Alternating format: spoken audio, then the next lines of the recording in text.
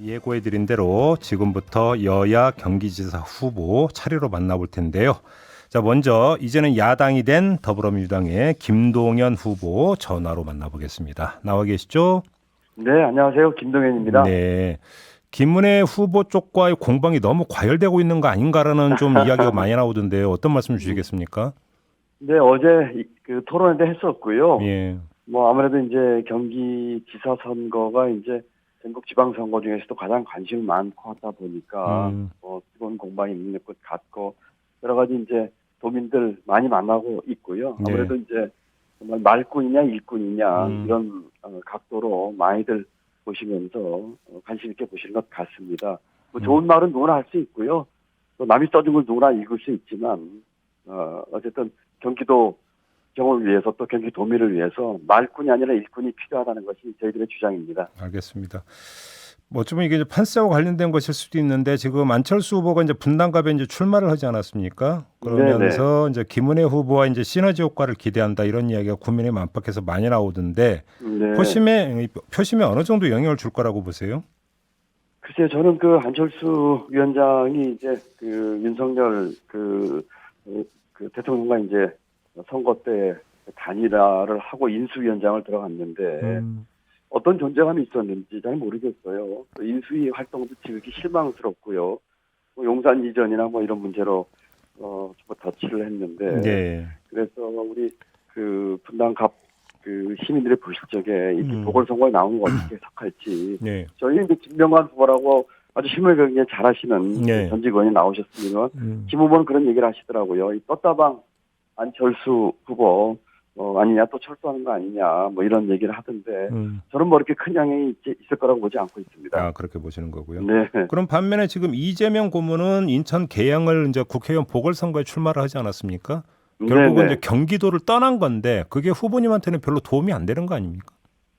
뭐 이재명 상임 고문이 이제 그 지금 출마를 결심한 것은 이 경기도를 넘어서 수도권 그리고 전국 지방선거 승리를 위한 것이라고 이렇게 생각하고 있습니다. 그렇기 때문에 좀 더 큰 판에서 결정을 한 것이라고 보고요. 네. 저는 뭐 이재명 고문이나 뭐 다른 그 어떤 그 당에 그 있는 분들 의지보다는 도민만 믿고 네. 투벅투벅 가겠다, 제길 가겠다 그런 생각을 갖고 있습니다. 알겠습니다.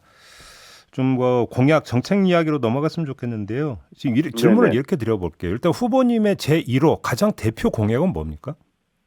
저는 뭐 여러 가지가 있겠습니다만은 우선은 그 스타트업 천국을 통한 일자리 만들기 등 경제 활성화를 통한 그 일자리 만들기 그리고 또 가장 시급한 것은 아무래도 이제 그 우리 자영업자와 소상공인 코로나 대책 빨리 만들어주겠다는 거고요. 가장 중요한 것은 일자리 만들기와 그다음에 주택과 이 교통 문제 해결 이렇게 꼽고 있습니다. 하나만 꼽아달라고 했더니 여러 가지를 또 말씀하시고.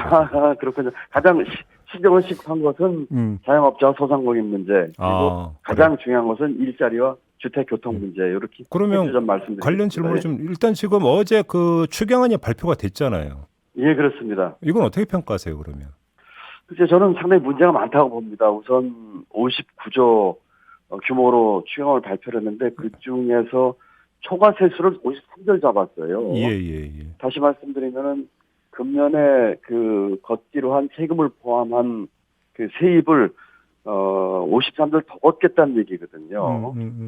거의 뭐 금년도 본 예산의 뭐 10%에 해당한 돈인데 이 돈을 갑자기 어디서 이렇게 더 걷겠다는 것인지 어떤 세목에서 걷겠다는 것인지 특히 경기가 이제 막 진작이 되고 경기가 활성화되면 책임도 거치겠지만 사실은 지금 경기나 여러 가지 그 스태그플레이션 위험 등 있거든요. 그럼에도 불구하고 이렇게 초과 세수를 하겠다고 하는 것은 결국은 국채 발행하지 않는 모습을 보이겠다는 얘기인데 뭐 지금 보기는 좋습니다만 이제 후반기로 넘어가서 세수가 이만큼 안 거치게 되면 결국은 국채 발행하거나 아니면 감액 추경에서 이 지출을 줄여야 되는 문제가 나올 텐데 이걸 어떻게 감당할지 그런 게 있고 두 번째는 이 세수를 늘리게 되면은요 그 걷어들인 세수의 40%를 지방으로 보내야 됩니다. 예. 이건 의무적으로 교부금과 교부세를 보내야 되는데 그렇다면은 실제로 쓸 수 있는 돈은 53조가 아닌 그보다 한 40%가 줄어든 돈이 되겠죠. 어제 그 토론회에서 이 질문을 김은혜 후보에게 했는데 전혀 무슨 말인지를 모르고 계시더라고요. 예. 적어도 그 경기도지사를 하겠다는 분이 중앙재정과 지방재정 간의 이 교부세와 교부금 40% 가는 돈으로 지방정부가 많이 운영되고 있다는 것도 모르고 있어서 정말 깜짝 놀랐는데 이런 점에서 이번 추경은 상당히 좀 문제가 있을 거다 이렇게 저는 생각하고 있습니다. 그러면 이건 지금 중앙정부의 이야기고 경기도에서 할 수 있는 소상공인과 자영업자 지원은 어떤 겁니까? 이와 같은 그 손실 보상하는 건 중앙정부에서 한다고 치고요. 예. 저는 가장 시급한 것이 그 소상공인과 자영업자 또는 일부 청년들의 그 신용 회복이라고 생각합니다. 예. 많은 분들이 그 정부의 정책, 집합 금지나 또는 영업 금지 이런 정책을 그대로 이제 따르다 보니까 많은 피해를 보시면서 신용 등급이 하락하거나 신용 상태가 안 좋아진 분들이 많이 계시거든요. 그래서 이런 분들에게 신용 조정, 대출 조정이라든지 이런 걸 하겠습니다. 예를 들어서 지금 뭐 많은 분들이 어려우시니까 대부업체나 사채 쓰고 계시거든요. 이런 것들을 제1금융권 대출로 갈아타기를 한다든지 하는 신용 대사면을 하겠다 이런 계획을 갖고 있습니다. 그게 이제 경기도 차원에서 할 수 있는 그 정책이다 이런 말씀이신 건가요? 그렇습니다. 저희 경기신용보증을 통해서 이것은 그 금융 시스템을 조금만 이해한다면은 공공에서 그 출연을 그 크지 않은 돈을 하게 되면은 보증 배수로 20배까지 대출 재원이 만들어집니다. 그런 방법을 통해서 해결하겠습니다. 자, 그리고 또 한 가지 일자리 창출을 상당히 강조하셨는데 그러려면 그만큼 기업이 유치가 돼야 되는 거잖아요. 어떤 보관을 갖고 계시는 겁니까? 네, 지금 그 일자리 창출을 위해서는 저는 혁신을 통한 혁신 성장을 주장을 했습니다. 그렇기 때문에 우선 스타트업 혁신, 스타트업 벤처 창업을 3만 개 하겠다는 말씀을 드렸고요. 3만 개? 첨단 혁신, 네, 그렇습니다. 3만 개를 통해서 60만 개 일자리를 만들겠다고 하는 말씀을 드렸고요. 그다음에는 첨단 혁신을 통해서 이 반도체 클러스터를 비롯한 이 4차 산업과 첨단 산업단지 조성을 통한 일자리 만드는 것. 또 제조 혁신은 그 경기도에 기반을 둔 이 제조업들에 대한 스마트화를 통한 혁신을 하겠다는 말씀을 드렸고요. 또 녹색 혁신은 이제 친환경과 이 기후변에 대비하는 식의 산업과 기업 유치를 통해서 일자리를 만들도록 계획을 갖고 있습니다. 근데 지금 그 후보님께서 뭐 기업 3만 개 이런 언급을 하시는데 조금 전에 또 이제 그 추경 이야기라면서 스태그플레이션이든 이제 앞으로 경기가 이제 불투명하다라는 말씀을 주셨는데 이 두 가지가 조화를 이룰 수 있는 겁니까?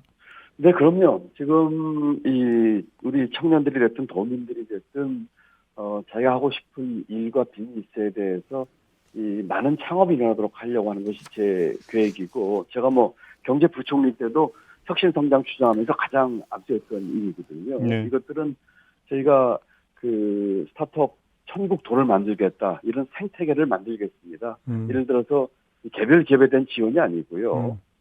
인력과 또 자금 회수 시장의 활성화라든지 또는 재기에 실패한 분들에 대한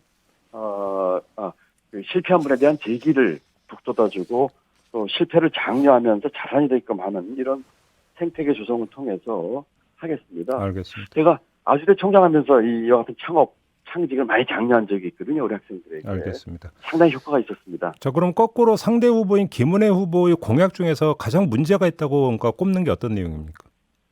지금 뭐 여러 가지 우선은 GTX 그 연장과 신설에 대해서 지금 인수위에서 그 신설과 연장에 대해서 공약을 파기하는 듯한 얘기 나온 것들, 또 신도시 관련해서도 장기 검토 과제라고 했다고 하는 것들 등등 포함해서 그 지금 뭐 당선자나 또는 인수위에 이렇게 그 크게 의존하는 천수답 도정을 하고 있다는 것이 큰 문제인데 문제는 이제 신정부에서 그와 같은 공약들을 자꾸 파기하는 문제가 나와서 엇박자가 나오고 있다. 그리고 너무나 그 당선자 바jet 가능에 붙잡아서 하겠다는 등 이 천수답, 이 비가 와야지 농사 지을 수 있는 작은 규모의 논술이 되겠죠. 이런 도정을 펴는 것들이 저는 큰 문제가 될 거라고 생각하고 있습니다. 예를 들어서 일기 신도시 같은 경우는 지금 뭐 장기 검토 과제라는 이야기가 잠깐 나오긴 했지만 그 다음에 다시 또 이제 원래 계획대로 추진한다는 이야기가 인수위에서 나오지 않았었습니까? 그 여러 가지 이제 처음에 이제 인수위에서 공약을 파기하는 듯한 여러 가지 얘기를 했다가 네. 나중에는 이제 지방선거 표심을 이제 의식해서 예.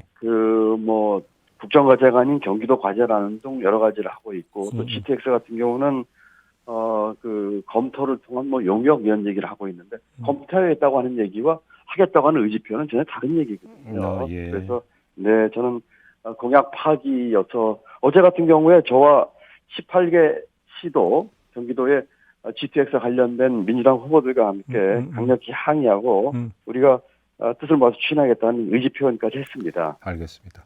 마무리하기 전에 처음으로 돌아가서 추경 이야기에 관련 추가 질문 하나만 더 드리고 마무리하겠는데요. 네네. 이제 경제부총리 기획재정부 장관을 지내셨기 때문에 그러니까 더 궁금해지는 부분이 지금 그러니까 추가 세수 부분이 있잖아요. 예, 그렇습니다. 그러면 기획재정부가 지금 그 윤석열 정부의 그러니까 이 추경 약속을 지키기 위해서 고무줄로 실제로 그렇게 되지도 않을 수 있는데 추가 세수를 일부러 늘려 잡았다 이렇게 보시는 겁니까? 네, 저는 지금 이 정도 규모의 초과 세수를 예측한다고 하는 것은 네. 이 추경 구매를 늘리기 위한 방법을 이렇게 했다고 생각을 합니다. 제가 부총리 있을 적에 1년에 초과 세수는 난 적이 있었어요. 예. 또 안팎으로 난 적이 있었는데 이와 같이 지금 53조 초과 세수라면서 세금을 더 걷겠다고 하는 것은 지금 추경 규모를 늘리려고 하는 의도, 두 번째로는 구체 발행 안 하는 모습을 좀 보여주려고 하고 있는 것 같아요. 저는 지난 대선 과정에서도 계속해서 지출 구조 조정을 강조를 했고, 그러고서 부족한 부분에 대해서는 재원 대책을 만들자 이런 얘기를 했는데 초과 세수를 금년도 세금 거둘 것에 10% 가까운 돈을 했다고 하는 것은 지금 경제 상황을 봐서 전혀 맞지 않는 얘기라고 생각합니다. 알겠습니다. 자, 말씀 여기까지 드릴게요. 고맙습니다. 네, 감사합니다. 네, 더불어민주당의 김동연 후보 만나봤고요.